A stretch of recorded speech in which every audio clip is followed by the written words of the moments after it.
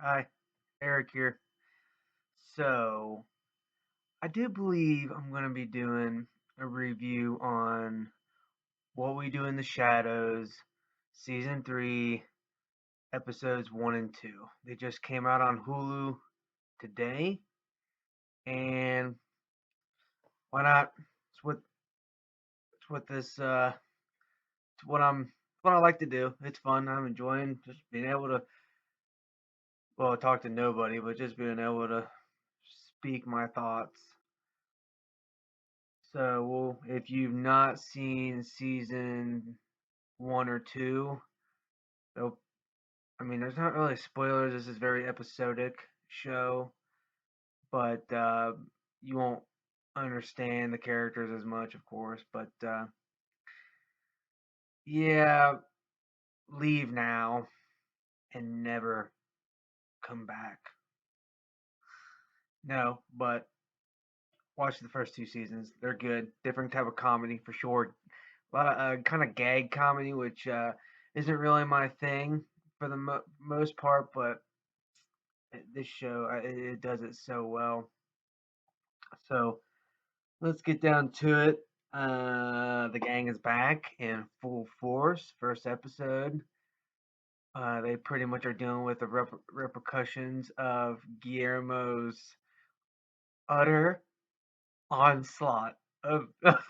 Yeah, I loved it. His utter onslaught of all the vampires. I feel like I got hair in my throat here. Utter onslaught of the Vampire Council. I mean, he killed like 50 some and just he just went ham. It was incredible. It was just so much fun to watch him. This kind of this bigger kind of like softy. Going full like just full expert vampire killer and just just just utterly destroying them, and it was awesome. And doing all this to save the Nandor, Naja. Oh, not uh, whatever. I'll maybe remember his name. Um, oh, that's gonna bug me now. I'm gonna have to look it up. Daytona. What was his name? I don't remember his name. And then Colin Robinson. Of all the people that I do remember, I remember Colin Robinson. Whatever. Anyways, he so the four vampires are dealing with his repercussion. The Guillermo's dealing with that whole thing, and they're scared of him. Even though he saved them, they're scared of him. It was Jackie Daytona. That was his character that he played, which was all I can't remember. I don't want to look it up. Mm, that's gonna bug me now.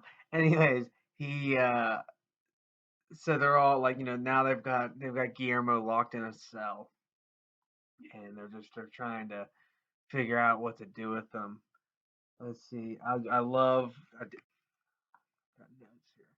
I love that Guillermo is Nandor's familiar, and everyone else is like, this is Nandor's responsibility. He's at fault for pretty much letting his familiar kill 50 some vampires, but Nandor is like, well, you guys give him commands too. This is equally your fault, your responsibility. You guys should all, you know, you guys should all feel responsible for the 50, and everyone, no, no, I'm gonna have to look it up now. I can't remember his name.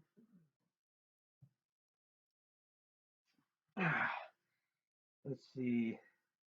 What we do in the shadows. Yeah, what we do in the shadows. Can't believe Laszlo. Gosh, how am I gonna forget Laszlo?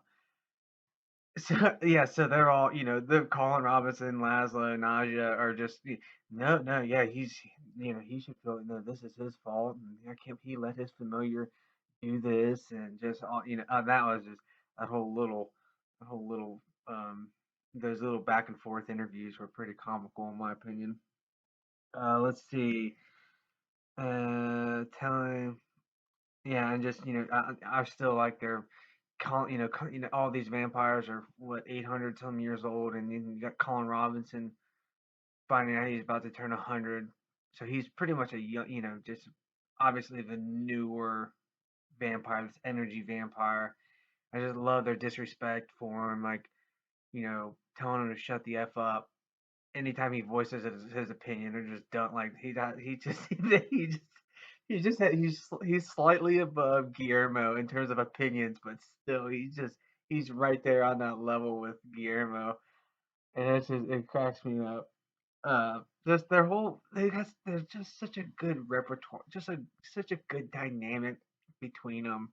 You got these hard old school, the three anyway, old school vampires, and then who are trying to make it, and then you just got this up and coming energy, brand new vampire, and they just have no respect for him, and it's just so funny.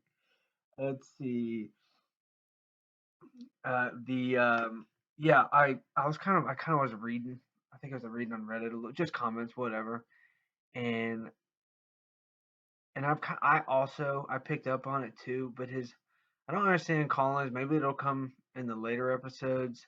His fascination with I mean it's kind of funny, but him sifting through. I don't think I can say it without smiling. Him sifting through Guillermo's poop bucket.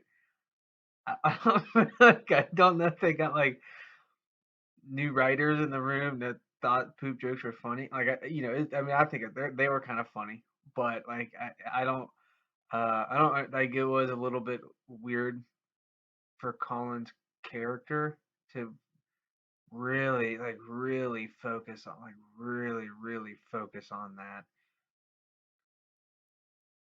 I mean, mentioned it quite a bit.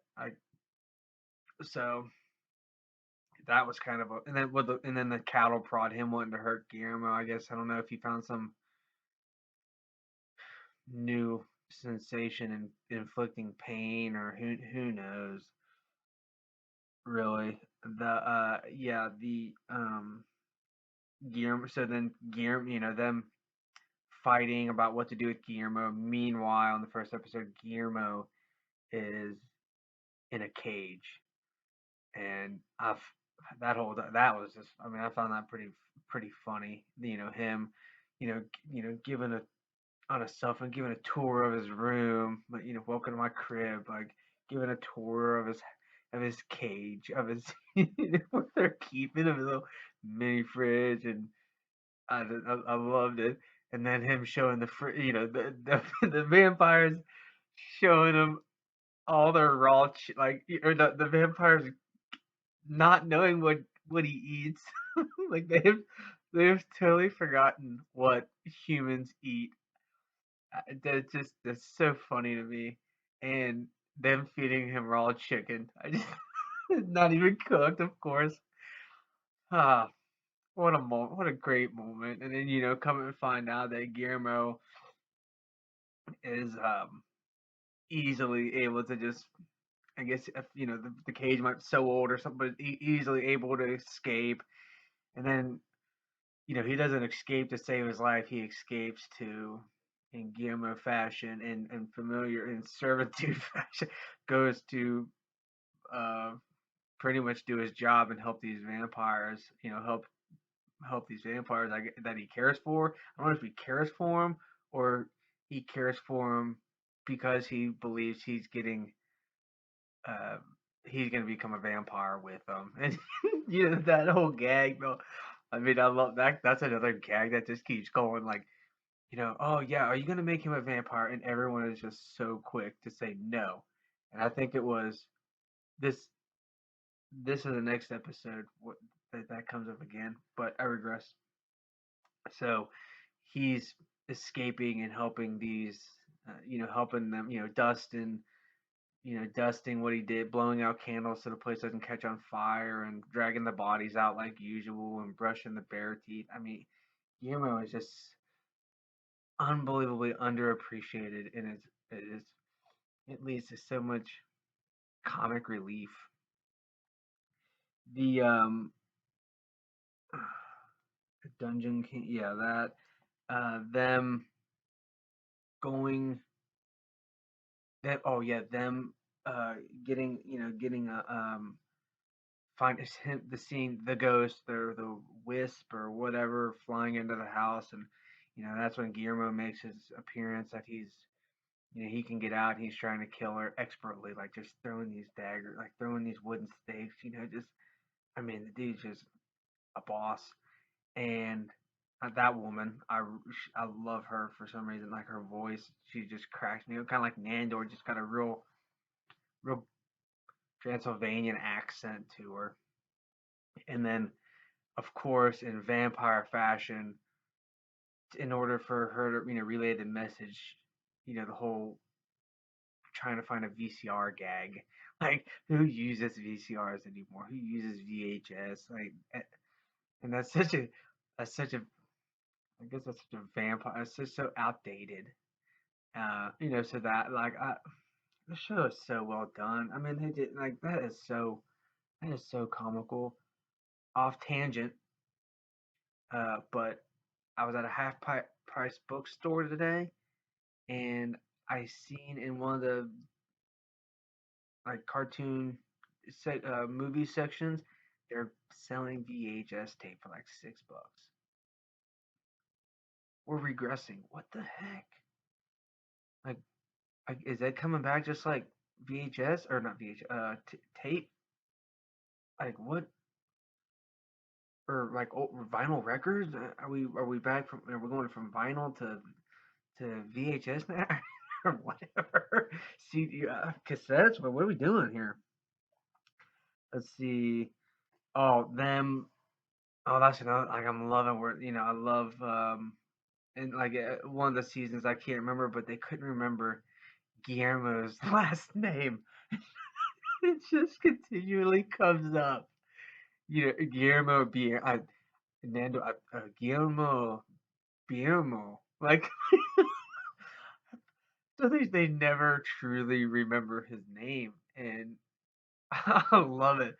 So they were I guess, trying to think of it right after the VHS scene, and I can't remember. Laszlo spits out or somebody that Guillermo Greenberg, and Guillermo's right there. Like they paid no attention to him and his past, his feelings. They don't care about him. they, and he just he's the reason that they're alive at this point. Just about, like, he does so much for him, and they just have no respect for him. And it's so funny.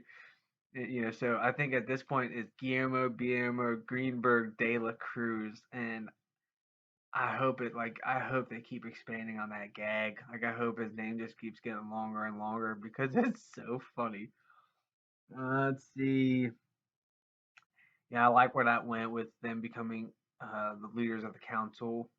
It just adds another dynamic. Like for 2 seasons, we saw them run around Staten Island and meet different vampires and werewolves and all that stuff. So this will obviously add another dynamic going around with a little bit of power in their hands for once. Let's see. At the end of that, once they became leaders, they needed to figure out what to do with Guillermo, and then running down the possibilities of hypnosis, and oh, hypnosis is bad. Double hypnosis is no chance. Triple hypnosis, your brain's gonna be mush.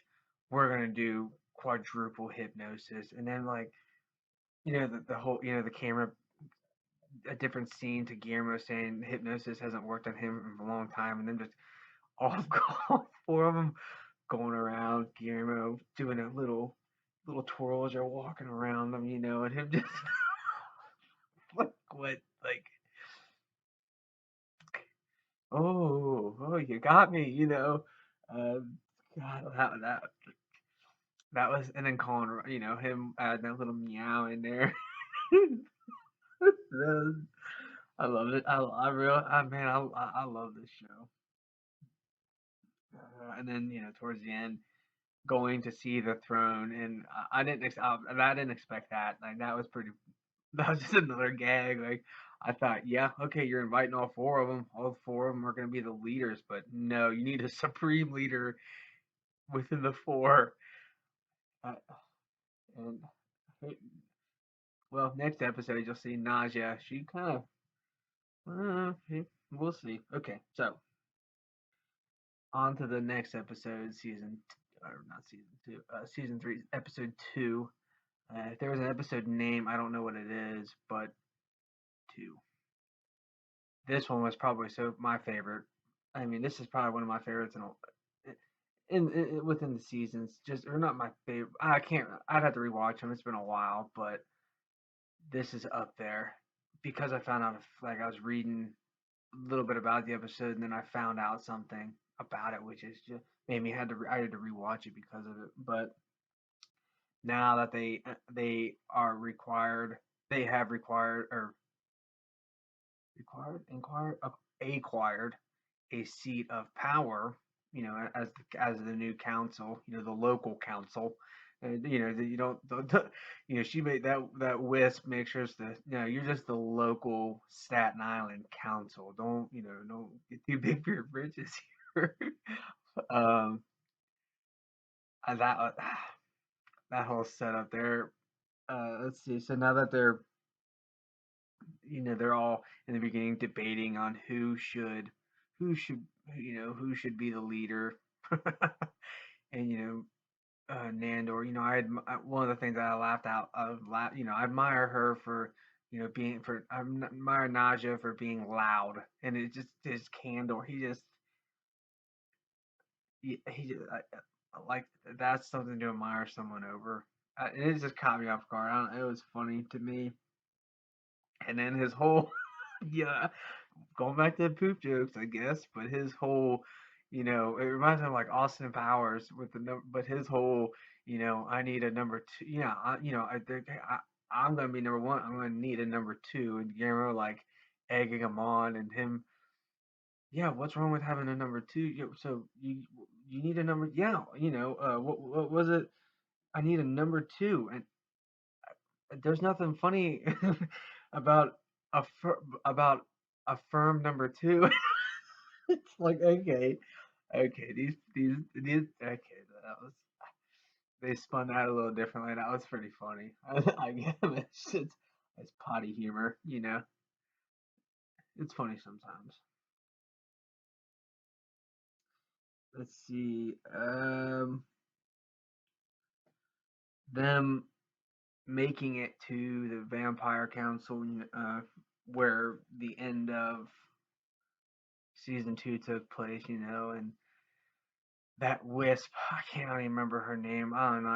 I hope she plays a role because I just really like her and her, you know, don't effing touch that but them showing her showing the group the like snack room.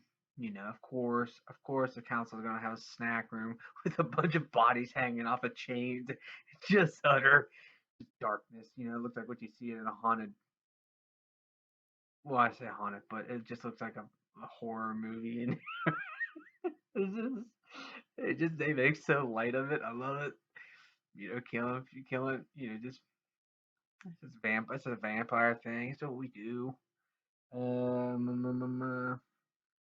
Yeah. Oh yeah. Like I said, her like don't f with that as they're touching stuff, and her just real brazen. The Laszlo, of course, the pornaholic that he is, and I love it. He was only a vampire because he's in it for having sex, and that and that's like living long and having sex. Like that's the reason he's a vampire, which is Laszlo. He we saw the last couple of seasons him and his um oh, I've forgotten the word. I forgot phallic. His phallic plants. Well, I don't want to say they were simply phallic. They were both gender. looking plants, I guess, and him going behind the potting shed and having a wank, and he's obscene, and it's it's comical. So of course they're in the biggest library known to vampires, and or man, what they're in one of the biggest libraries, and they've got the biggest porn collection known. And he starts reading out books. Of course, what was the Nobnomicon, and what was the Vaginaria? Like, are you kidding me? Are you kidding me? Okay. uh, this humor is not for everybody, for sure. It's not for everybody. Yeah, you gotta like the dirty humor, I guess. Uh, but it's just so well done sometimes. But it's just the characters, man. So they get to this council, and then I think that's where it like really picks off. I don't remember how many minutes into it, 7 minutes or something, but they discover a cloak that if you touch the cloak to somebody else, you can copy them. So this cloak, um, the woman, the wisp, is she demonstrates it, touches Nandor, and then puts it on, and it becomes Nandor. His voice doesn't change, or her voice doesn't change, but she looks like Nandor. It's a copy cloak or something, and that's where so that whole thing had so because of that, Nandor remembered this girl that he was very keen on, named Meg. So, and he wanted maybe like he tried to get Laszlo to Laszlo with all the swagger and porn knowledge, and I don't really why, but he tried to get Laszlo to go as him because he was always too embarrassed or couldn't muster it up to get Meg to go out with him. So he tasked Laszlo with wearing the cloak, going as him, and trying to get Laszlo to pick the girl up.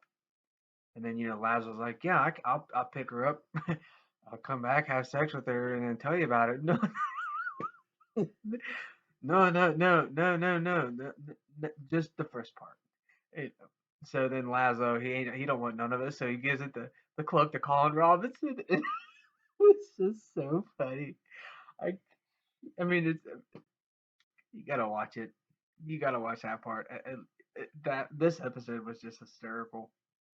So Colin Robinson puts on the cloak, walks in there, and immediately, hey dipshit, talking to this Meg, walks into the gym, sees Meg, hey dipshit, and just starts like downgrading her about her life and how she's made it nowhere, and she's just on the cusp. She's over the hump or whatever, and she's just old, getting her age, so he's here to come back with me, and because you're not going to find anyone else, and ends up getting kicked out, and comes back and says, here, Laszlo, it didn't work for me. She's not into men. Like this whole this whole scene, he's like totally downgrading her and just telling her she's just ugly. Just about she's ugly. It's just not worth really not worth any other buddy's attention.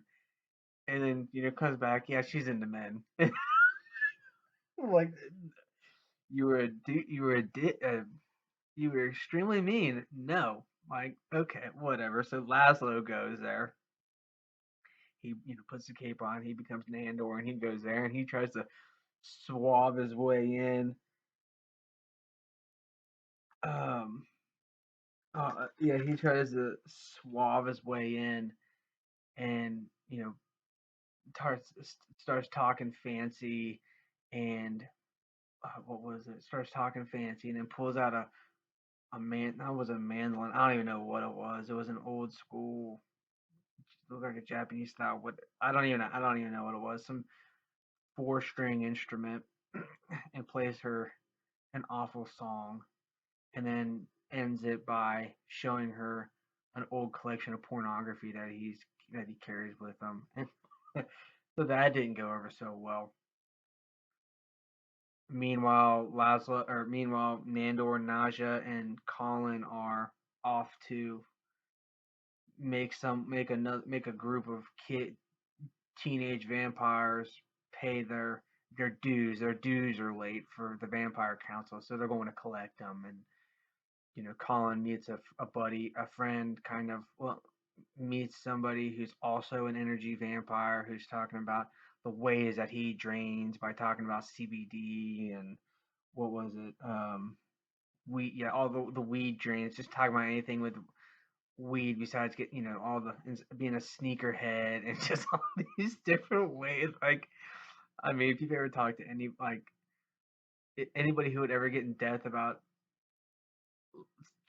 like, I guess the real uh health side effects of stuff. I mean, and you have no interest. I yeah, like, he says he feeds a lot, so just yeah, I get it. I can imagine. But so they're there, and then Laszlo comes back, puts the cloak back, and then Guillermo, said, what's this cloak? What's this thing? So he goes and puts it on, and he goes and talks to this Meg, and ends up getting a coffee with her and making it seem like Nandor has feelings. He's trying to talk as Nandor, trying to talk Guillermo up, so Meg would ask Guillermo out. But instead, Meg thought that Nandor was secretly, like, in love with with Guillermo. I, I mean, it was so done, well done. So with with those three, I probably should have put this in the beginning, but with those three said, one of the interesting things I read about is that Colin's impersonation, Laszlo's impersonation, and Guillermo's impersonation are all. I don't remember the actor's name. I didn't even look that up. Or those those voices that were done were all impersonated by Caven. I think it was Caven Novak Nandor. So the actor of Nandor actually performed those voices himself, and apparently is an incredible impressionist. And so I had to go back and rewatch those. I'm like, oh my, Collins, I think, was the one that I'm like, after the Wisp did it, I just expected it to be a dub over, but Collins sounded so real. Like, it sounded just like Colin and looked like Colin, the way he walks and everything. And and then, uh, Laszlo's, like, his was really well done. And then, I mean, they were all so impeccable, like, truly, really good. I mean, worth a watch. Like, just that alone, the amount of skill to impersonate, and not just vocally, but his expressions and his mannerisms. And I mean, the dude's got a real talent. It's probably why he's able to, like, pull off Nandor's his voice too. I mean, he's just got a real talent. So let's see that. What was it? Oh yeah. So then I guess at the end, Nandor ends up going to Meg because he knows that he's been set up by he knows that the guys have talked to Meg and made it real easy for him to slide in there, and makes this plea, like, what'd you guys talk about? That was really funny what you guys said, and so what else did we talk about or something? And she's like, well, Guillermo, that's Nando. Why did you talk about Guillermo? Well, you sounds like you have a special relationship with him. You should talk to him. No, I like, I have a special interest in you, Meg, and, well, I'm into I'm into women. Nandor, I am too.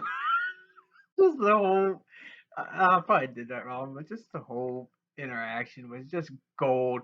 Colin coming back and saying that all the mean things he said was because she was into or hated men or into women or whatever, and then Laszlo saying she don't like men, because of his pompous introduction and just ruining it, and then for her actually to be into not into men was just the icing on the cake. I mean, it was just a good like they got to the wrong conclusion, or they got to the right conclusion the wrong way. I love it.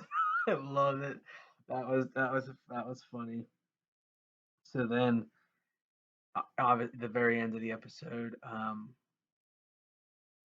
Naja, impersonating Nandor with the cloak, and oh, I got my, I'm grabbing your peepee. Don't grab my peepee. Just, oh, this is long, but I don't know how you can. I don't know how I could talk this much about those two episodes, but I enjoyed them. I mean, for just the enjoyment factor, I found them.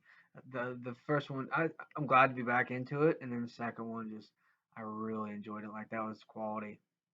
So check them out. Hopefully, the rest of the season is just as good.